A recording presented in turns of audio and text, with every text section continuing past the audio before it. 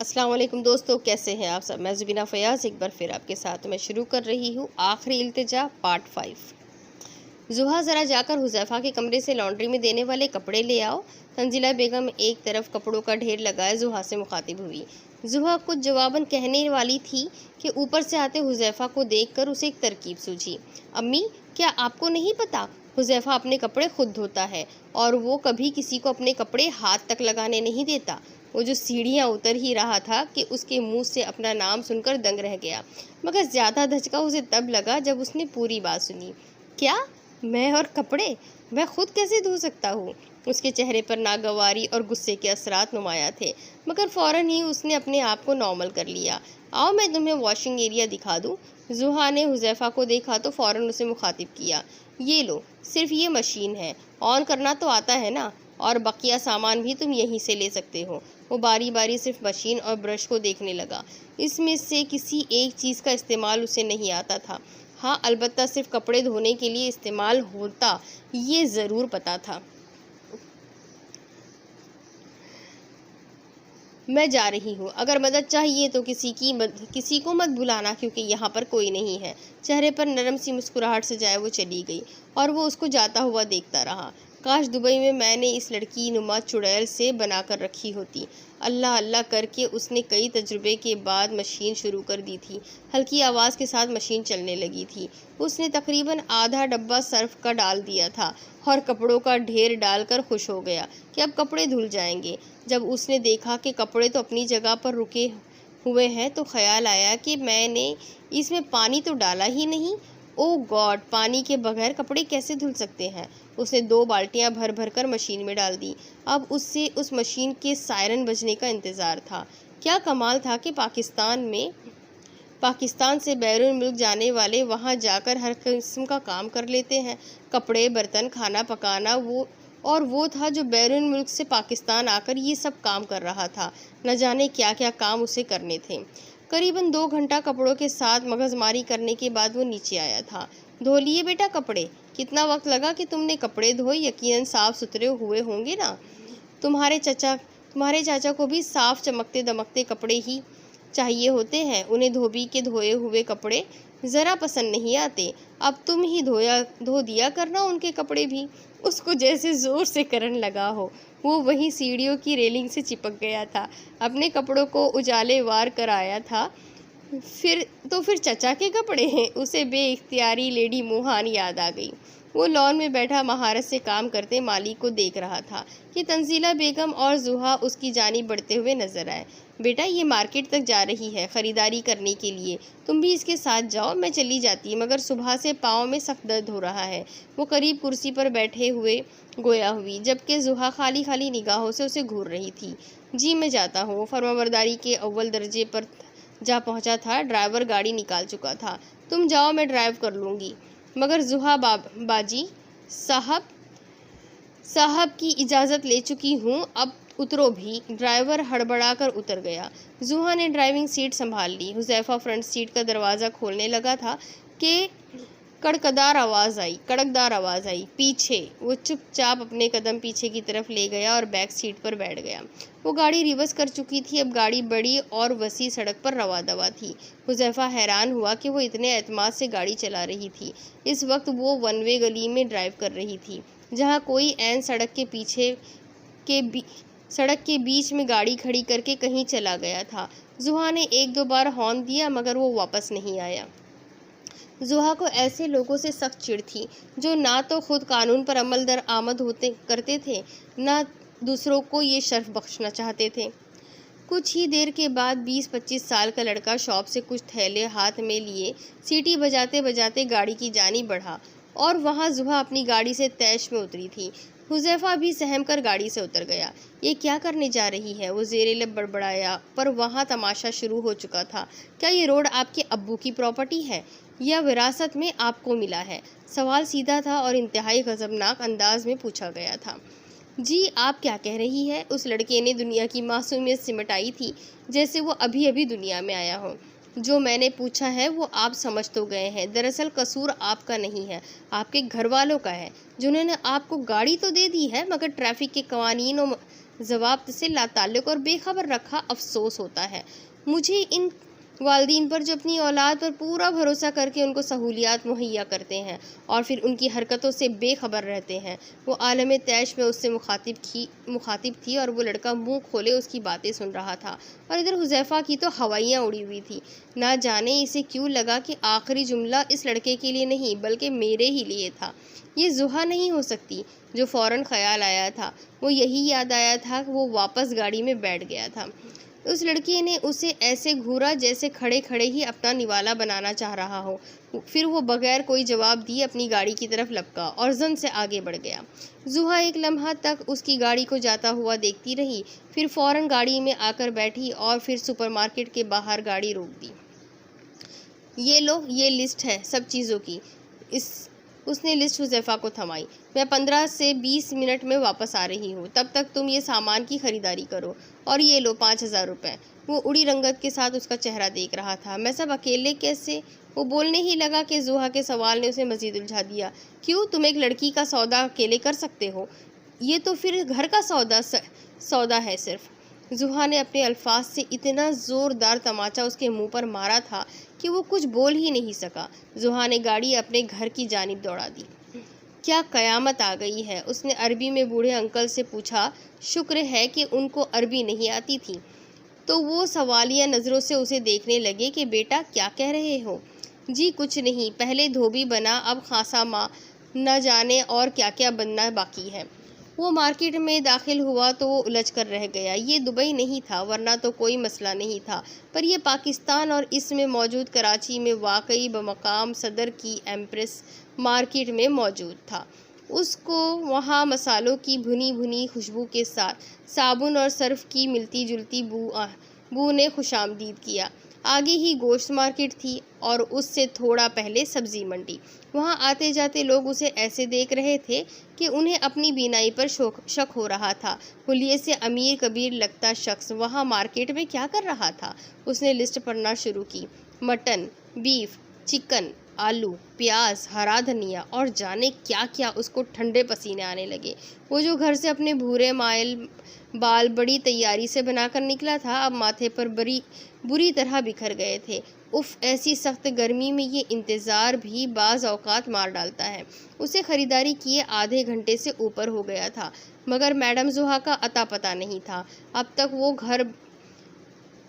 घर सामान पहुँच भी चुका होता, अगर उसे सही घर का पता मालूम होता। उसे रह रहकर अपनी कम इल्मी पर अफसोस हो रहा था। कहते हैं कि कभी कभी हुस्न भी आजमाइश बन जाता है, और वहाँ खड़ा हुज़ैफ़ा जीती जागती आजमाइश थी। उसका जहन एक बार फिर माजी में डूब चुका था। एक सुबह थी जब वो जुहा को मॉल घुमाने ले गया था और वहाँ उसे अकेला छोड़कर वापस आ गया था। और फिर एक शाम थी जब वो भूली भटकी घर आई और उसने उसको जलील करने में कोई कसर ना छोड़ी थी। 2 घंटे गुजरने के बाद उसे अपने सिमत में सफ़ेद गाड़ी नज़र आई और खुशकिस्मती ये थी उसमें जुहा मौजूद थी। हाय, बेचारी की सूरत कैसी कुमला गई है। जुहा ने बेख्तियार अफसोस किया, मगर दिल ही दिल में वो खुश थी। अगर मुश्किल थी तो राहत ना थी, अगर इम्तिहान था तो कामयाबी ना थी, अगर सज़ा थी तो मुकम्मल ना थी। अगर मेरे हाथ में होता तो मैं किसी मशीन के ज़रिए माजी में जाता और अपने हर किए अमल की तलाफ़ी करता। काश कोई मशीन होती, उसने गाड़ी में बैठे बैठे सोचा था। हुज़ैफ़ा, तुम्हारे ऑफ़िस की थोड़ी बहुत रिनोवेशन बाकी है, बस 1-2 दिन में मुकम्मल हो जाए तो तुम ज्वाइन कर सकते हो। रात को खाने की मेज़ पर मुख्तलिफ़ खानों से लुत्फ़अंदोज़ होते आबिद इश्तियाक ने हुज़ैफ़ा से कहा। जवाबन उसने इस बात में सर हिला दिया। बेटा, वैसे तो तुम मेरे अपने बेटे जैसे हो, मगर मैं चाहता हूँ कि तुम अपने एकेडमिक डॉक्यूमेंट्स कल तक मुझे हैंड ओवर कर दो, ताकि मैं ऑफ़िस के रिकॉर्ड में शामिल कर दूँ। जी, मैं आज ही निकाल दूँगा, उसने सर झुकाकर जवाब दिया। खाने के बाद इलायची वाली चाय का दौर चला, क्योंकि आबिद इश्तियाक का कहना था कि जब तक वो अपनी बेटी के हाथ की बनी चाय ना पी ले उन्हें नींद ही नहीं आती। हुज़ैफ़ा ने भी कॉफ़ी पीने की आदत तर्क कर दी थी, क्योंकि उसे कॉफ़ी से ज़्यादा अब चाय अच्छी लगने लगी थी। चाय से फारिग होकर वो अपने रूम में आ गया और पलंग पर लेट गया। वो इस कदर थक गया था कि आंखें खुद ब खुद ही बंद हो रही थी। जल्दी से ऑफ़िस चला जाऊँ ताकि इन घर वालों और इनके काम काज से छुटकारा मिल जाए, वो उकताहट से सोच रहा था। फिर उसे डॉक्यूमेंट्स का ख्याल आया। वो झट से उठा और पट से अलमारी खोली, वहाँ दराज में से डॉक्यूमेंट्स निकाल लिए। वो देख ही रहा था कि एक सफ़ेद लिफाफा उसके कदमों में आ गिरा। उसने एक नज़र डाली और उसको उठाया। फॉर माई नीस जुहा, मेरी भतीजी जुहा के लिए। ये खुशखती पहचानना उसके लिए मुश्किल न थी। ये अल्फाज अकबर इश्तियाक ने रकम किए थे। उसका दिल चाहा वो उसे खोले और उसमें से मौजूद वो जो कुछ भी है उसे पढ़ ले, मगर न जाने किस ख्याल ने उसे रोक लिया। उसने सोचा कि सुबह वो जुहा को ये लिफाफा थमा देगा। इश्क तमाम हदों को पार कर चला, ये जुनून बनकर दिलों को बर्बाद कर चला। इश्क की बालादस्ती तक न कोई पहुंच सका, ये हर हस्ती का सिरे से सफ़ा चट कर चला। हंसते थे जो जालिम दौर दीवानगी के, इश्क उन पत्थर दिलों को भी मोम कर चुका। इश्क तमाम हदों को पार कर चला, ये जुनून बनकर दिलों को बर्बाद कर चला। रात की तारीकी हरसू फैली हुई थी। फलक पर वीरानी का गहरा गुलबा था, क्योंकि ना चांद था ना ही उसकी चांदनी। न जाने कितनी ही देर खिड़की पर खड़ी वो अपना माजी कुरेद रही थी। जो पल उसने उस शख्स के साथ गुजारे थे वो बेमोल थे। उसे खुशी थी कि वो रिश्तों की खोई हुई मोहब्बत ढूंढ लाई है, मगर वो खुशी ही क्या जो अपने साथ रंजिश न लाए। क्या मैं हुज़ैफा के साथ ठीक सलूक कर रही हूँ? कहीं बहुत अंदर से आवाज़ आई थी। हाँ, मैं ठीक कर रही हूँ। आखिर मैंने उसके साथ ऐसा कर भी क्या दिया है? उसने तो मेरी बाजार में कीमत भी लगा दी थी। उसको रिश्तों की परवाह तक नहीं थी। उसने कठोर दिली से जवाब दिया। तो क्या तुम इससे बदला लोगी? एक बार फिर सवाल किया गया, मगर वो चुप रही। वो जवाब के लिए अल्फाज तलाश रही थी, मगर वो इस बार कुछ न कह सकी। वो तमाम तर सोचों को झटक कर ख्वाबगाह की तरफ चल पड़ी। अम्मी, आपको पता है, जब मैं दुबई में थी वो रुकी और हुज़ैफा को देखा। वो जो चाय ही पी रहा था, उसके हाथ से कप छूटते छूटते बचा, मगर कोई उसकी जानिब मुतवज्जा न था। तो हफ्ते में एक दो दफ़ा हुज़ैफा कुकिंग करता था और मज़े मज़े के खाने बनाकर खिलाया करता था। इनफैक्ट ताया जान भी उसके हाथ का बना खाना खाते तो तारीफ़ करते थकते नहीं थे। उनका कहना था कि ऐसा जायका तो औरतों के हाथों में भी नहीं होता। वो सब नाश्ते की मेज़ पर बैठे महव्वत से जुहा की बात सुन रहे थे। अब सब हुज़ैफा को निगाह रश्क से देख रहे थे और जुहा आंखों में शरारत सजाए उसे देख रही थी, और वो नज़रें झुकाए चाय को देख रहा था। क्या चाय इतनी कड़वी थी या उसकी बातें? भाई हुज़ैफा मियाँ, हमें भी तो कुछ अपने हाथों से बनाकर खिलाओ। अब्बू, ये तो बहुत छुपा रुस्तम निकला। इतना सब कुछ आता है मगर कुछ बताता ही नहीं। आलियान भी उसे सताइशी नज़रों से देख रहा था, और जुहा का बस चलता तो ज़ोर ज़ोर से हंस देती। बेचारा कभी किचन की शक्ल भी नहीं देखी, अब खाने पकाएगा। वो आंखें सुकेड़े उसे ही देख रही थी। आखिर बेटा किसका है? बचपन में अकबर भाई भी बहुत खामोश और कमगो थे, मगर कोई काम ऐसा ना था जो बखूबी अंजाम न देते। मैं उनसे अक्सर पूछता कि भाई, आप हर काम इतनी अच्छी तरह और दिल से कैसे कर लेते हैं? तो पता है वो जवाब में क्या कहते? जब दिल में सच्चाई और नीयत में पुख्तगी हो तो कोई भी काम गिरा नहीं गुजरता। इस वक्त तो मैं बात गोल कर जाता था, पर अब एक एक बात समझ आती है। वो बताते बताते माजी के झरोकों में कहीं गुम हो गए थे। हुज़ैफा अब पहले से कई ज़्यादा संजीदा नजर आने लगा था। आलियान ने माहौल में नया रंग डाला। अरे अब्बू, एक आइडिया। वो इस वीकेंड पर आपके कुछ दोस्त आ रहे हैं ना? क्यों ना हुज़ैफा डिनर तैयार करे? यकीनन आपके सब दोस्त उंगलियां चाट कर रह जाएंगे। क्यों जुहा? आलियान ने जुहा को आंख मारते हुए कहा। जुहा जवाबन मुस्कुराई। अरे नहीं बेटा, हुज़ैफा को किसी भी मुश्किल में नहीं डालना हमें। अगर उसका दिल चाहे कभी तो वो हमें कुछ न कुछ अपने हाथों से बनाकर खिला देगा। हुज़ैफा की मुसलसल खामोशी ने आबिद इश्तियाक को संजीदगी इख्तियार करने पर उकसाया था। नहीं, मुझे कोई मुश्किल नहीं होगी, मैं डिनर तैयार कर लूँगा। आप बस मुझे ये बता दें कि लोग कितने होंगे। कभी नमक मिर्च को तो देखा नहीं और डिनर बनाने चला। जुहा ने दिल ही दिल में बेयकीनी से सोचा। बेटा, आलियान तो मजाक कर रहा था, तुमने तो बात दिल पे ही ले ली। तंजीला बेगम ने आलियान को गुस्से से घूरते हुए हुज़ैफा को देखा। आप फिक्र ना करें, मुझे जहमत नहीं होगी, बल्कि मुझे खुशी होगी। लहजा काफ़ी खुशगवार था, इरादा अटल था, दुश्मन को मात देने का अंदाज भी क्या अंदाज था। कहते हैं अगर किसी काम की ठान ली जाए तो हौसला चट्टान की तरह अड़ जाता है और हिम्मत तूफान की तरह आगे बढ़ जाती है और करने वाले काम कर गुजरते हैं। अगले 2 दिन के बाद वीकेंड था। उसने ये 2 दिन अपने लैपटॉप के आगे गुजारे। उसने नमक से लेकर तमाम गरम मसालों के बारे में अच्छी तरह सर्चिंग कर ली और मौसम के हिसाब से 2 डिशेस का इंतखाब भी कर लिया था, चिकन थाई सूप और चिकन सिजलर विद राइस। बनाने वाला था। ये सच था कि इसने कभी किचन की शक्ल भी नहीं देखी थी, मगर अब उसे किचन की ना सिर्फ शक्ल देखनी थी बल्कि उसमें घंटों खड़े रहकर कारकर्दगी दिखानी थी। आखिरकार वो दिन भी आ ही गया। वो सुबह सुबह तंजीला बेगम के साथ जाकर तमाम सामान ले आया था।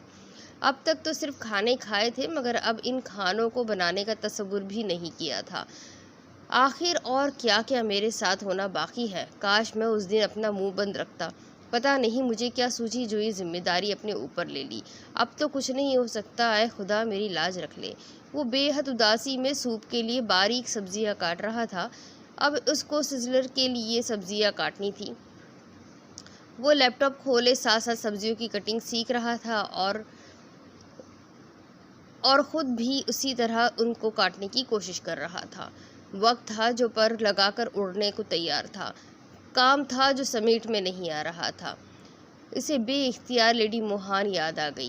काश वो होती यहाँ तो उनसे कितनी मदद लेता। सफ़ेद टोपी सफ़ेद एप्रॉन में वो इस कदर दिलकश लग रहा था कि अगर वो वाकई कुक होता तो लड़कियाँ उसके खाने से ज़्यादा उस पर मर मिटती। रात 9 बजे तक डिनर रेडी कर लेना, मुझे उम्मीद है तुम कर लोगे। वो जो महुए से सब्जियां काट रहा था, जुहा किचन में उसे मुतला करने आई। अचानक आवाज़ सुनकर उसका ध्यान हट गया और उसी दौरान छुरी उसके हाथ से छूटकर पाँव पर जा गिरी। वो इतनी तेज़ थी कि पाँव के अंगूठे पर अपना निशान छोड़ गई और खून कटकर उभर कर बाहर आने लगा। Oh my God! जुहा फ़ौरन उसकी जानिब लपकी। उसने छुरी उठाकर साइड पर रखी, फ़ौरन फर्स्ट एड बॉक्स लेने बाहर भागी। तुम क्या कोई बच्चे हो? हाँ, एक छुरी तो पकड़ने आती नहीं है और खाने बनाने चले। तुम्हें ज़रूरत क्या थी इतनी बड़ी जिम्मेदारी लेने की? जुहा उस पर ऐसे बरस रही थी जैसे पाँव हुज़ैफ़ा के नहीं जुहा का अपना कट गया हो, और वह बिल्कुल चुप नॉर्मल खड़ा उसे दिलचस्पी से देख रहा था। जुहा ने उसे कुर्सी पर बिठाया, खुद नीचे बैठकर अंगूठे की बैंडेज करने लगी। अगर रोज़ ही इस तरह का ट्रीटमेंट मिले तो मैं रोज़ ही छुरी अपने ऊपर गिरा लूँ। उसने बेइख्तियार सोचा और ज़ेरे लब मुस्कुराया। वो अब बैंडेज कर रही थी। उसके हाथों का लम्स कितना नरम था, बिल्कुल उसके दिल की तरह। वो उठकर चली गई और वो अब काम भी खुश मिजाजी और दिल से करने लगा। तकरीबन 7 बजे के करीब उसकी दोनों डिशेस तैयार हो गई थी। उसने चूल्हे बंद किए और फ्रेश होने के लिए अपने रूम में चला गया। अब कुछ देर बाद, भाई वाह, आज तो खाने पर मज़ा ही आ गया। ख़ास तौर पर थाई सूप पीकर तो मुझे लंदन का ट्रिप याद आ गया। आबिद इश्तियाक के दोस्त ने ग्रीन टी पीते हुए कहा। हुज़ैफ़ा उनके बराबर में ही बैठा था। मज़ा आता भी क्यों ना, हुज़ैफ़ा ने जो बनाया है। उन्होंने हुज़ैफ़ा के कंधे को थपथपा कर कहा। मजाक मत करो। दूसरे दोस्त को जैसे यकीन ही ना आया। नहीं भाई, मैं तुमसे इस वक्त मजाक क्यों करूँगा? यकीन ही नहीं आ रहा यार, तुमने इतना अच्छा खाना बनाया। सब हुज़ैफ़ा को सताइश भरी नज़रों से देखने लगे। मैं दुबई में भी अक्सर कुकिंग करता था तो सोचा यहाँ भी घर वालों को बनाकर कुछ खिलाऊं। इसमें इत्तेफाक हुआ कि आप लोगों ने भी मेरे हाथ का बना खाना खा लिया, जिससे मुझे बहुत खुशी हुई। उसने बड़ी खूबसूरती से झूठ बोला। साथ बैठी जुहा का बस चलता तो ग्रीन टी का कप उस पर उछाल देती। फिर आबिद इश्तियाक और उनके रफ़्क़ा गपशप में मसरूफ़ हो गए और वो एक्सक्यूज़ करके वहाँ से उठ आया। आज उसकी तवक्का के ख़िलाफ़ उसे सराहा गया था। उसे यकीन नहीं था कि वो इस कदर अच्छा खाना भी बना पाएगा। यही वजह थी कि वो हद से ज़्यादा थकन के बावजूद भी सुकून और राहत में था। दिसंबर का महीना भी शुरू हो गया था। देखते ही देखते ये साल भी कितनी जल्द गुजर जाएगा। तंजीला बेगम थकी हारी बिस्तर पर लेटी न जाने किन किन ख्यालात से होते हुए इस बात पर पहुंची थी। वो जो फैज़ अहमद फैज़ की शायरी पढ़ रहे थे, बेगम की बात सुनी तो उनकी तरफ मुतवज्जा हो गए। हाँ, बहुत जल्दी गुजर गया। बहुत सारी खुशियाँ और बहुत से गम भी अपनी झोली में डालता गया। इसी साल बहुत से अपने मिल गए और इसी साल अपने बिछड़ भी गए। वो बात करते करते एकदम से अफसरदा हो गए। तंजीला बेगम भी चुप हो गई थी। इसी महीने में जुहा की हार्ट सर्जरी है। वो दिन सोच कर तो मेरा दिल ही बैठ जाता है। अभी तक जुहा इस बात से बेखबर है। उसे इसी महीने की 10 तारीख को एडमिट होना है। तंजीला बेगम के चेहरे पर परेशानी और फिक्र के आसार नुमाया थे। मैं इससे 1-2 दिन में इस हवाले से बात करूंगा। तुम फिक्र नहीं करो, हमारी बेटी बहुत बहादुर है। देखना वो कैसे खुशी खुशी इस सर्जरी के लिए मान जाएगी। आबिद इश्तियाक ने अपनी बेगम को तसल्ली दी और खुद को भी साथ तसल्ली दी। वो चुपचाप बगैर आवाज़ किए उसके कमरे में दाखिल हुआ। कमरे में हर तरफ अंधेरा छाया हुआ था। हल्की हल्की रोशनी साइड टेबल पर रखा लैंप फेंक रहा था, मगर वो रोशनी कुछ भी देखने के लिए नाकाफ़ी थी। एतराफ़ में रखी चीज़ें हल्की हल्की सी नज़र आ रही थी। उसके माथे पर ठंडे पसीने आने लगे। वो बहुत ही संभल कर चल रहा था। आखिरकार वो चीज़ों से बचता बचाता साइड टेबल तक पहुंच गया। उसने बहुत ही एहतियात से जेब में से लिफाफा निकाला और वहां रख दिया। वो नाज़नीन माहजबीन लिहाफ ओढ़े दुनिया से बेखबर सो रही थी। वो एक लम्हे तक उसको देखता रह गया। वो कितनी मासूम लग रही थी, बिल्कुल किसी परी की तरह, मगर उसने हमेशा उसके लिए अपने दिल में कराहियत रखी, उसे बुरा समझा। दौलत और शोहरत के घमंड में वो इन रिश्तों से कितना बेखबर था कि उसे उनकी कोई कदर ही न थी। उसे इसी लम्हे अपने आप से घिन आने लगी। वो वहाँ से निकल आया और अपने बिस्तर पर जाकर लेट गया। नींद उसकी आंखों से कोसों दूर थी। न जाने किस किस एहसासात ने उसे जकड़ लिया था। एहसास निदामत, एहसास शर्मिंदगी और एहसास कमतरी। वो एक लफ्ज़ एहसास जिसका उसकी ज़िंदगी में कोई काम नहीं था, आज वो एहसास नहीं बल्कि एहसासात से आशना हुआ था। उसकी ज़िंदगी का हाल कोई पूछता कि अब वो क्या चाहता है। अगर कोई पूछता तो वो बताता कि मैं अपने किए की गिड़गिड़ा कर माफ़ी मांगना चाहता हूँ। मैं चीख चिल्ला कर बताना चाहता हूँ कि मुझे एहसास हो गया है। मुझे रिश्तों की पूरी तरह तो नहीं, पर थोड़ी बहुत समझ ज़रूर आ गई है। अब मैं कदर करने लगा हूँ उन लोगों की जो किसी भी रिश्ते में जुड़े हैं। आलियान, आलियान, आवाज़ इतनी दूर से आई थी मगर बहुत ऊंची थी, इतनी के ऊपर सोए हुए हुज़ैफा की भी आंख खुल गई थी और वो बेइख्तियार वो पलंग पर सीधा होकर बैठ गया और सोचने लगा वो कहाँ है। दूसरी जानिब पौधों की काट कटाई करता हुआ आलियान भी तमाम औजार रखकर सीधा खड़ा हुआ तो दूर से ही जुहा आती दिखाई दी। वो समझ गया था कि वो उसका नाम तब ही पुकारती थी जब वो बहुत गुस्से में होती थी। और आज वो वाकई उस पर बरसने वाली थी। मेरी फेसबुक आईडी का पासवर्ड क्यों चेंज किया आपने? वो हाथ में लैपटॉप लिए खड़ी खूंखार नज़रों से उसे देख रही थी। क्या हो गया जुहा, भला मैं तुम्हारी आईडी का पासवर्ड क्यों बदलूंगा? कोई और मसला हो गया होगा। वो अपनी बात मुकम्मल करके फ़ौरन अपने काम में दोबारा मसरूफ़ हो गया, क्योंकि वो जानता था कि अगर उसकी तरफ देखेगा तो अपनी हंसी नहीं रोक पाएगा। अच्छा वाकई, तो ऐसा करे कि आप लॉगिन करके मुझे दिखा दें। वो उसके पास रखी कुर्सी पर बैठ गई और लैपटॉप उसकी जानिब बढ़ा दिया। जुहा, क्या तुम देख नहीं रही मैं काम कर रहा हूँ? बाद में देखूंगा कि क्या मसला हुआ है। आलियान का बस नहीं चल रहा था कि वो वहाँ से कहीं दूर दौड़ कर जाए और ज़ोर ज़ोर से हंसे। ओके मत करे, फिर मैं कशमाला का किस्सा अम्मी नहीं बल्कि अब्बू को भी बता कर आती हूँ। वो उठ खड़ी हुई। वो भी उसी की बहन थी, उसे लाइन पे लाना अच्छे से जानती थी। रुको जुहा, कहाँ जा रही हो? फ़ौरन उसकी जानिब दौड़ा। क्या मसला था? जुहा ज़ेरे लब मुस्कुरा रही थी। उसने उसके हाथ से लैपटॉप लिया और फ़ौरन पासवर्ड डाल दिया। आईडी खुल गई, साथ साथ पासवर्ड भी बता दिया। अब आइंदा कशमाला की बात का जिक्र नहीं करना किसी से भी। अब आइंदा आप भी पासवर्ड चेंज मत करिएगा। वो कहकर अंदर चली गई और उसे मुस्कुराकर देखने लगी। टेरेस पर खड़े हुज़ैफा के चेहरे पर भी मुस्कुराहट दौड़ गई। कशमाला और जुहा की दोस्ती कॉलेज में हुई थी। कशमाला जितनी खूबसूरत थी उतनी ही खूबसूरत भी थी, इसलिए इन दोनों में मेल मिलाप भी काफ़ी हद तक था। कशमाला आए दिन ही जुहा के घर पाई जाती थी। जब आलियान ने पहली मर्तबा उसे देखा तो वो और जुहा टेरेस पर बैठे नोट्स तैयार कर रहे थे। वो एक लम्हे तो उसे देखता ही रह गया। भूरे माइल बाल, लंबे बाल, जिसकी उसने पोनीटेल बनाए रखी थी, उसकी सुर्ख व सफ़ेद रंगत, वो सरतापा कोई परी लगती थी। वो पहली नज़र थी और पहली ही नज़र में उसे दिल दे बैठा था। कहते हैं कि अगर मोहब्बत किसी से होनी हो तो एक नज़र में हो जाती है, और अगर ना होनी हो तो सदियाँ भी लग जाती है। वो अक्सर व बेशतर जुहा से कशमाला के मुतालिक पूछता रहता, और एक दिन तो जुहा चिढ़कर उससे पूछ बैठी, भाई, आप कशमाला के मुताबिक इतना क्यों पूछा करते हैं?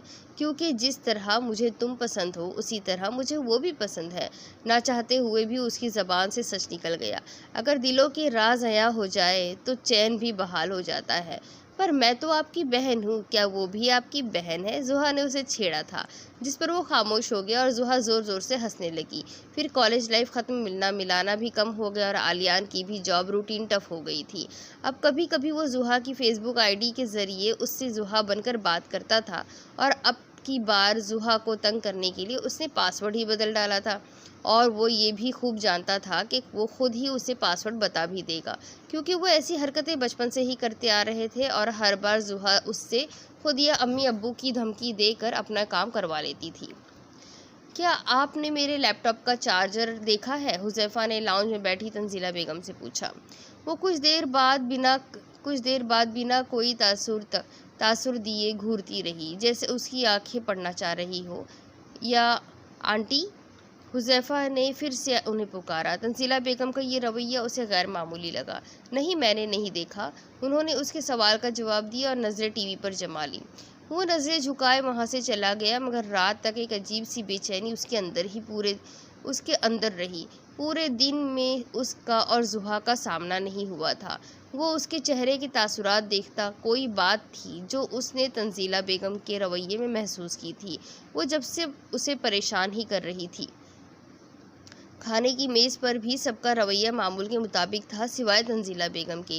वो न जाने क्यों उससे खिंची खिंची दिखाई दे रही थी। हुज़ैफ़ा का दिमाग बार बार किसी खतरे की तरफ निशानदेही कर रहा था। उससे ठीक तरह खाना भी नहीं खाया गया। वो जल्दी ही अपने कमरे में चला गया।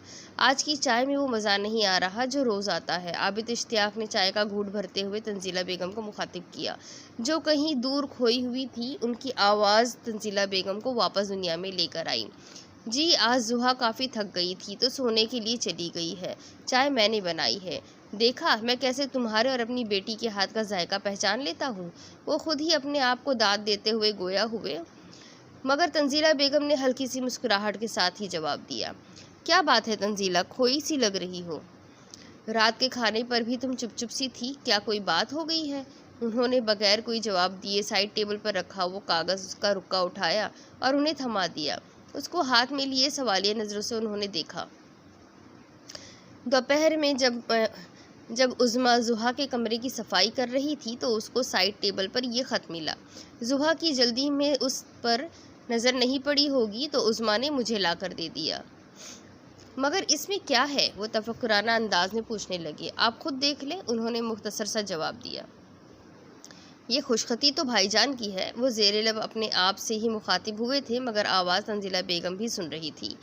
जो वो ख़त पढ़ते गए चेहरे से परेशानी झलकने लगी, माथे पर शिकन नमूदार हुई, मगर वो मजबूत एसाब के मालिक थे। फ़ौरन ही अपने आप को नॉर्मल कर लिया। तंजीला बेगम तो दवाई लेते ही नींद की आगोश में चली गई थी, जबकि आबिद इश्तियाक दवाई लेने के बावजूद करवट बदलते रहे। नींद उनकी आंखों से कोसों दूर थी। कोई फ़िक्र थी जो उनको चैन नहीं लेने दे रही थी। ज़ुहा, अब वो बात करता हूँ जिसको सुनने के लिए तुम्हें बहुत हौसले की ज़रूरत है। वो आबिद इश्तियाक को अखबार देने गई तो उन्होंने उसे अपने पास ही बिठा लिया। जी, ऐसी क्या बात है? ज़ुहा उनका ये अजीब सा अंदाज़ देखकर चौंक गई। ये तो वही बात है जिसको तुम हमेशा टाल देती हो, लेकिन इस बार ना या नहीं की गुंजाइश नहीं है। ज़ुहा अब बात समझ गई थी। मगर अब्बू? ज़ुहा बस वो कुछ कहने ही लगी थी कि आबिद इश्तियाक ने हाथ के इशारे से उसे रोक दिया और उठ खड़े हुए। 2 दिन बाद तुम्हारी सर्जरी है और इस बार कोई हेले बहाने नहीं सुनने की कोई गुंजाइश नहीं है। वो ये बात अपने दिल पर पत्थर रखकर कह रहे थे। वो अपनी बेटी की ज़िंदगी में रोशनी लाने के लिए ये रिस्क लेने के लिए भी तैयार थे। वो बात मुकम्मल करके लंबे डग भरते हुए कमरे से चले गए, मगर ज़ुहा वहीं बैठी रह गई। वो अपने अंदर के खौफ और वसवसों से लड़ रही थी। वहाँ वो अकेली नहीं थी, बल्कि कोई और भी था। किसी और ने भी ये बात छुपके ही सही मगर सुन ली थी। उसका दिन सोचते सोचते गुजर गया और शाम भी यूं ही गुजर गई। कल सुबह उसे एडमिट हो जाना था और अब यही एक सोच थी जो उसे चैन से सोने भी नहीं दे रही थी। वो जब बेड पर लेटे लेटे थक गई तो नीचे लॉन में चली आई थी, जहाँ हवा के ठंडे झोंके ने उसका इस्तकबाल किया। सर्दियाँ हमेशा से उसे पसंद थी, यही वजह थी कि ख़ास तौर पर सर्दी की रातों में लॉन में आकर बैठ जाया करती थी, बिना किसी स्वेटर या शॉल के। आज भी वो सिर्फ दुपट्टा पहनकर नीचे चली आई थी। मगर ये क्या, जहाँ वो हमेशा बैठा करती थी आज वहाँ कोई और बैठा था। शायद उसकी भी रातों की नींद उड़ गई थी। वो वापस पलटी ही थी कि पीछे से आवाज़ आई, ज़ुहा, मुझे तुमसे कुछ बात करनी है। आज ज़बान पर लगे ताले कैसे खुल गए, वो दिल ही दिल में सोचने लगी। वो उसके पास बिना कोई सवाल किए चली आई। क्या थोड़ी देर मेरे साथ बैठ सकती हो? हुज़ैफ़ा ने इल्तिजाई अंदाज में उससे सवाल किया। नहीं, मुझे नींद आ रही है, मैं सोने जा रही हूँ। अगर तुम्हें नींद आ रही होती तो तुम इतनी रात यहाँ नहीं आती। तुम्हें इससे मतलब? वो एब्रो उचकाए उससे पूछ रही थी, मगर वो चुप रहा। पहले ही देर हो गई है, इससे पहले कि देर हो जाए मेरी बात सुन लो। वो जो पलटने ही लगी थी ठिठक कर रुक गई। हुज़ैफ़ा आँख बंद किए हाथ जोड़े घुटनों के बल बैठा उससे माफ़ी मांग रहा था। ज़ुहा ने अपनी आंखों को दोनों हाथों से मसलकर दोबारा वही मंजर देखा। ज़ुहा, मुझे माफ़ कर दो, मैं तुम्हारा गुनहगार हूँ। मेरा यकीन करो कि आज तक जो कुछ मैंने तुम्हारे साथ किया वो काबिल माफ़ी नहीं है, मगर वो सब मैंने लाशऊरी और कम इल्मी की वजह से किया था। ज़ुहा, मेरी बुनियाद ही इन चीज़ों पर रखी गई थी जो एक अच्छा, नेक और बाइखलाक इंसान बनने में कभी कारगर साबित नहीं हो सकी थी। मैं बेहस था, रिश्तों का तकद्दुस किया था, क्या होता है इससे अनजान था। मैं अपने आप को किसी आसमान का पंछी समझता था। मेरी अना ही मेरे लिए सब कुछ थी ज़ुहा, मगर अब मैं वैसा नहीं हूँ। मेरे अंदर की घुटन बेचैनी बढ़ती जा रही है। वो आग जो मैंने खुद अपने हाथ से माजी में लगाई थी, आज इस आग की तपिश मुझे झुलसा रही है। बराए करम मुझ पर पानी डाल दो, मुझे सुकून माफ़ी से ही मिलेगा।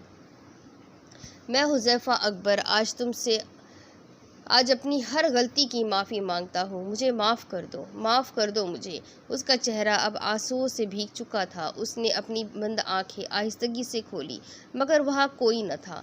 वो वहीं बैठा रह गया। उसने अपनी अना को कुचल दिया था। न जाने कितनी हिम्मत करके उसके सामने हाथ जोड़े खड़ा रहा, मगर वो माफ़ करना तो दूर, उसकी बात तक उसने सुनी न थी। अफसोस से निदामत रहा अपनी किस्मत पर। ऐ साहब, जिनसे थी तौक़ा मोहब्बत वो ही साथ छोड़ गए। सुबह जब वक्त पर वो फ्रेश होकर नाश्ते की मेज़ पर आया, वहाँ कोई भी नहीं था। उमूमन इस वक्त घर के तमाम लोग नाश्ते की मेज़ पर ही होते थे। उसका दिमाग किसी खतरे की घंटी की तरफ इशारा करने लगा। सब लोग कहाँ हैं? उसने खासा माँ से पूछा। आज ज़ुहा बीबी को एडमिट करना था तो सब अस्पताल में है। हुज़ैफ़ा पर यह खबर बिजली बनकर गिरी थी। फिर वो वहाँ 1 मिनट भी नहीं रुका। बाहर ड्राइवर को उसने अपना मुंतज़िर पाया, जिसने उसे फ़ौरन ही अस्पताल पहुंचा दिया। बेटा, तुम सो रहे थे, हमने तुम्हें जगाना मुनासिब नहीं समझा। तंजीला बेगम ने उसे आता हुआ देखा तो वो खड़ी होकर उसकी जानिब बढ़ी। आप इस तरह यूँ अकेली क्यों बैठी है? आलियान और चाचू कहाँ है? हुज़ैफ़ा उनकी बात का जवाब दे बगैर फिर से सवाल पूछने लगा। बेटा, ये हमारी बदकिस्मती थी कि आज सुबह ही आलियान को ज़रूरी मीटिंग के लिए कंपनी की तरफ से इस्लामाबाद जाना पड़ गया। वो मीटिंग भी बहुत ज़रूरी है। तुम्हारे चाचू डॉक्टर से बात करने गए हैं। वो जवाब में खामोश रहा है। हालांकि वो ये पूछना चाहता था कि ज़ुहा कहाँ है, मगर न जाने क्या हुआ जो ज़बान बोलना भूल गई थी। जिस्म की सारी हिम्मत ख़त्म हो गई थी। शुक्र है कि हुज़ैफ़ा तुम आ गए बेटा। इस वक्त हमें तुम्हारे सहारे की बहुत ज़रूरत है। आबिद चाचू रिसेप्शन से होकर आए तो उसे देखकर उन्हें इत्मीनान हुआ। मैं आपके हर वक्त में आप लोगों का सहारा बनना चाहता हूँ। उसने बेइख्तियार दिल में सोचा। फ़िक्र नहीं करे, सब अच्छा होगा। उसने इन दोनों को दिलासा दिया।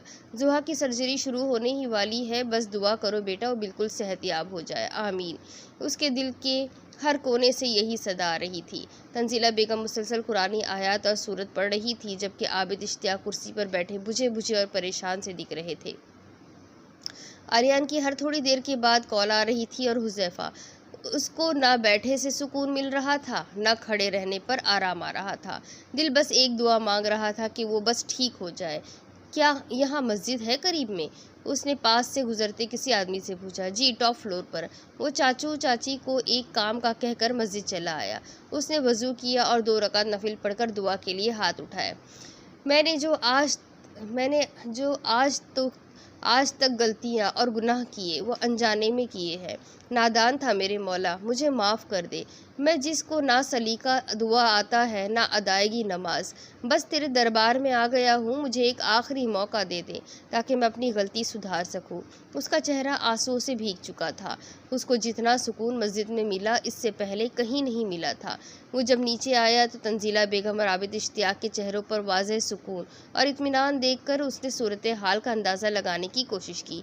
अल्लाह का लाख लाख शुक्र है कि जुहा की सर्जरी कामयाब रही। आबिद चाचा उससे गले लगकर खुशखबरी सुनाने लगे। वहाँ तंजीला बेगम आलियान को खुशखबरी सुना रही थी। हुज़ैफा के चेहरे पर बेसाख्ता मुस्कुराहट दौड़ गई। तो मेरे रब ने वो आखिरी मौका मुझे दे दिया। उसने आसमान की तरफ देखकर अल्लाह का शुक्र अदा किया। जिस वक्त जुहा ने अपनी आंख खोली उसके पास सब लोग मौजूद थे। आलियान भी मीटिंग के ख़त्म होते ही पहली फ़्लाइट से कराची पहुंच गया था। हुज़ैफा तो न जाने इस लम्हे का कब से इंतज़ार कर रहा था, मगर जब उसने जुहा को देखा तो उसके लिए ये मानना मुश्किल हो गया था कि वो जुहा है। वो जुहा थी ही नहीं, पहले से ज़्यादा कमज़ोर, आँखों के नीचे सियाह हल्के पीली जर्द रंगत, और वो पहले से ज़्यादा कमज़ोर नज़र आ रही थी। वो दवाओं के ज़ेरे असर थी, इसीलिए फ़ौरन बेहोशी की हालत में चली गई। तंजीला बेगम तो उसे देखकर ही रोना शुरू हो गई थी। आखिर कौन सी माँ अपनी बच्ची को ऐसी हालत में देख सकती है। आलियान मुसलसल उन्हें दिलासे दे रहा था, मगर आंसू थे कि थमने का नाम ही नहीं ले रहे थे। 2 हफ्ते बाद जुहा नहीं, अभी बिल्कुल उठने की कोशिश नहीं करना। डॉक्टर ने बहुत ज़्यादा एहतियात करने को कहा है। मगर भाई, मैं लेट कर थक गई हूँ, मैं अब उठना चाहती हूँ। नहीं, अभी तुम्हारी हालत ऐसी नहीं है, अभी तुम्हें आराम की सख्त ज़रूरत है। मगर कुछ नहीं, पहले तुम अस्पताल में ज़िद करती रही, घर जाना है, और अब जब घर आ गई हो तो खड़े होने की ज़िद कर रही हो। आलिया ने उसे सख्ती से डांटने लगा। अच्छा, आई एम सॉरी। जुहा उसका मूड देखकर उसे मनाने की कोशिश करने लगी। आइसक्रीम खाओगी? आलिया ने शरारती लहजे में पूछा। नहीं, मुझे पता है कि आप यही कहोगे कि ठीक हो जाओ फिर खिलाऊंगा, जुहा ने चिढ़कर कहा। इस बात पर आलिया ने ज़ोरदार कहकहा लगाया। आलियान, तुम्हें चाची बुला रही है। हुज़ैफा दस्तक देकर कमरे में दाखिल हुआ। जुहा ने उस पर एक नज़र डाली तो उसे देखती ही रह गई। सफ़ेद शलवार कमीज़ में मलबूस, माथे पर बिखरे बाल, वो किस कदर हसीन लग रहा था। थोड़ी ही देर के लिए, मगर लोगों को अपनी तरफ मायल करने का तरीका वो खूब जानता था। अच्छा, तुम बैठ जाओ, मैं थोड़ी देर में आता हूँ। आलियान हुज़ैफा को कहकर नीचे चला गया। जब से जुहा घर आई थी वो जुहा के कमरे में कम से कम आता था। वो अभी इतनी हिम्मत नहीं रखता था कि उसे बिस्तर पर देखे। वो बेड के सामने रखी कुर्सी पर बैठ गया। जुहा ने हाथ बढ़ाकर साइड टेबल पर रखी पानी की बोतल से पानी भरना चाहा, मगर नाकाम रही। उसने दोबारा हाथ बढ़ाकर बोतल करीब करने की कोशिश की तो बोतल गिरते गिरते बची। हुज़ैफा उठकर उसकी जानिब बढ़ा, ग्लास में पानी भरा, उसका तकिया सीधा करके उसे बिठाने की कोशिश की और उसे पानी पिलाया। जुहा को अपने ऊपर इतना गुस्सा आया कि उसकी मौजूदगी में ही उसे प्यास क्यों लगी, और अगर उसने पानी पिलाना चाहा भी तो जुहा ने उसे रोका क्यों नहीं। थोड़ी ही देर में आलियान वापस आ गया और हुज़ैफा काम का बहाना बनाकर वहाँ से फिर चला गया। आज इतवार का दिन था। आबिद, इश्तियाक और आलियान जुहा को सुबह सवेरे लॉन में ले आए थे। डॉक्टर ने उसे चहलकदमी करने को कहा था। थोड़ी देर बाद जब जुहा को थकन महसूस होने लगी तो वो वहीं कुर्सी पर आबिद, इश्तियाक के साथ बैठ गई थी। आलियान को उसके दोस्त बुलाने आ गए थे तो वो इजाज़त लेकर जॉगिंग के लिए निकल गया। माशाल्लाह, आज तो तुम पहले से बेहतर लग रही हो, आबिद, इश्तियाक ने प्यार से अपनी बेटी को देखते हुए कहा। जी, आज मुझे भी अपना आप सुकून में लग रहा है। बेटा, मैं तुमसे कुछ ज़रूरी बात करना चाहता हूँ, आबिद, इश्तियाक ने मौके की मुनासबत और जुहा को तंदुरुस्त देखते हुए सब पूछा। क्या बात है अब्बू? जुहा ने मुतजस्सिस होकर पूछा। हुज़ैफा तुम्हें कैसा लगता है? आबिद, इश्तियाक ने बगौर देखते हुए उससे पूछा। वो खामोश रही। देखो बेटा, हम दोनों में हमेशा बाप बेटी के ताल्लुक़ से ज़्यादा दोस्ती का ताल्लुक़ रहा है, इसीलिए मुझसे शर्माओ मत। जो भी बात है तुम मुझसे कर सकती हो। मैंने इस मामले में हुज़ैफा से भी बात की है, उसने तमाम फ़ैसलों का हक़ मुझे दे दिया। तुम्हारी जो राय होगी उसके मुताबिक ही फ़ैसला होगा। वो खामोश हुए और सवालिया नज़रों से उसे देखने लगे। जुहा उनकी नज़रों से परेशान हो गई। मैं या इस घर का कोई फ़र्द तुम पर अपनी मर्ज़ी नहीं थोप सकते। तुम हाँ कहो या ना, हमें तुम्हारा जवाब दोनों ही सूरत में कबूल होगा।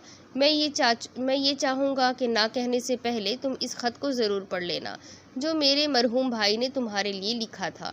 उन्होंने उसे कागज़ का रुक्का थमाया। उसने वो ख़त पढ़ना शुरू किया। फॉर माई नीस, प्यारी जुहा, मैं बहुत ही ज़रूरी मीटिंग अटेंड करने के लिए आज की फ़्लाइट से न्यूयॉर्क जा रहा हूँ। मैं शर्मिंदा हूँ तुमसे क्योंकि मैं तुम्हें ज़्यादा वक्त न दे सका, ना ही सही तरह से मेहमान नवाजी कर सका। मैं जानता हूँ कि हुज़ैफ़ा का पहले दिन से तुम्हारे साथ अच्छा रवैया नहीं है। मैं ये भी जानता हूँ कि तुम्हें इस बात से कितना दुख पहुँचा है, मगर मेरी जान, मेरा यकीन करो, अगर आज हुज़ैफ़ा का रवैया गलत है तो सिर्फ़ मेरी वजह से। अगर आज वो रिश्तों की अहमियत को नहीं समझता तो सिर्फ़ मेरी वजह से। मैं ना तो उसको बाप का प्यार दे सका, ना ही माँ का।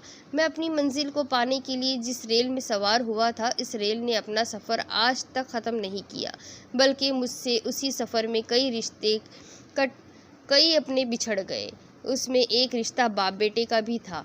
बेटा, मैं सारी ज़िंदगी रिश्तों से दूर रहा, रिश्तों की नज़ाकत को समझ न सका, और इसका अफसोस मुझे ताउम्र रहेगा। मेरी तुम से आखिरी इल्तिजा यही है कि हुज़ैफ़ा का हाथ थाम लेना, ताकि उसे मेरी तरह रिश्तों को पाके कदर ना करने का अफसोस ना रहे। उसे माफ़ कर देना, और साथ साथ मुझे भी। मेरी दुआएं तुम दोनों के साथ है। अकबर इश्तियाक। उसकी आंखें बरस रही थी, लब काँप रहे थे। आबिद इश्तियाक की आंखों में भी नमी नमदार हो गई थी। अब्बू, वो काफ़ी देर खामोशी इख्तियार करने के बाद गोया हुई। जिस तरह ताया जान को अपने कुछ फ़ैसलों की वजह से सारी ज़िंदगी पशेमानी रही, मैं नहीं चाहती कि वही शर्मिंदगी मेरी ज़िंदगी का भी असासा बनकर रह जाए। वो नज़रें झुकाए कह रही थी, हाथ में पकड़ा ख़त आंसुओं से भीग रहा था। आप जो भी फ़ैसला करेंगे मुझे वो कबूल है। ज़ुहा की इस बात ने आबिद इश्तियाक के चेहरे पर गहरी मुस्कुराहट दौड़ा दी। उन्होंने ज़ुहा को गले से लगा लिया। बेशक, हर गम के बाद राहत है। मैंने हुज़ैफ़ा को दिल से माफ़ किया। अल्लाह आप भी उसे माफ़ कर दे। अपने अब्बू की आगोश में आकर उसने हुज़ैफ़ा को दिल से माफ़ कर दिया। अब कुछ दिनों बाद, ज़ुहा, मेरी रेस्ट वॉच नहीं मिल रही, क्या तुमने देखी है? वो लिविंग रूम में खड़ा ज़ुहा से पूछ रहा था। हुज़ैफ़ा साइड टेबल पर ही है। अरे यार नहीं मिल रही, कब से ढूंढ रहा हूँ। उसके चेहरे पर हल्की सी मुस्कुराहट थी। हुज़ैफ़ा, आपको ना कोई चीज़ नहीं मिलती, मैं बर्तन धोकर ढूंढ देती हूँ। मुझे अभी ज़रूरी काम से जाना है यार, बाद में धो लेना बर्तन। अच्छा बाबा, आती हूँ। वो जैसे ही बेडरूम में दाखिल हुई, गुलाब की पत्तियों ने उसके नर्म मुलायम पाँव को छुआ। कमरे में हर सो गुलाब की खुशबू फैली हुई थी, और कमरे के वसत में टेबल पर बहुत सारी मोमबत्तियों के दरमियान चॉकलेट ब्राउन केक रखा था, जिस पर हैप्पी 6 मंथ ऑफ वेडिंग लिखा था। साथ ही एक लिफाफा भी रखा था। वो ये सब देखकर फूले नहीं समा रही थी। उसने बेइख्तियार पीछे देखा, जहाँ हुज़ैफ़ा दीवार से टेक लगाए दोनों हाथ बांधे उसे ही देख रहा था। उसके चेहरे पर मुस्कुराहट और आंखों में बेहद प्यार था। Thank you so much. ये सब वाकई बहुत हसीन है। ये सब हसीन सिर्फ तुम्हारी वजह से है। वो उसकी आंखों की गहराई नाप नहीं सकती थी, मगर नाप भी लेती तो आखिर तक उसे अपने लिए मोहब्बत ही नज़र आती। उसने बेइख्तियार इस लिफाफे को देखा और उसे खोलकर पढ़ने लगी, जिस पर लिखा था, मेरी आखिरी इल्तिजा तुम और तुम्हारी मोहब्बत होगी। ये पढ़कर वो बेइख्तियार पलटी और उसके सीने से जा लगी। एक हसीन और खुशगवार ज़िंदगी इन दोनों की मुंतज़िर थी। ख़त्म शुद। ये कहानी यही ख़त्म होती है। उम्मीद करती हूँ कि आप लोगों को ये कहानी ज़रूर पसंद आई होगी। ऐसी ही एक और नई कहानी के साथ बहुत जल्दी फिर मिलेंगे। जब तक के लिए चैनल को सब्सक्राइब कर लीजिए, बेल आइकन को ज़रूर दबा दीजिए, और अगर कहानियाँ पसंद आती है तो अपने कॉन्टेक्ट्स में, अपने फैमिलीज़ में शेयर करना ना भूलें। अगली नई कहानी के साथ फिर हाजिर रहूँगी इंशाअल्लाह। अल्लाह हाफ़िज़।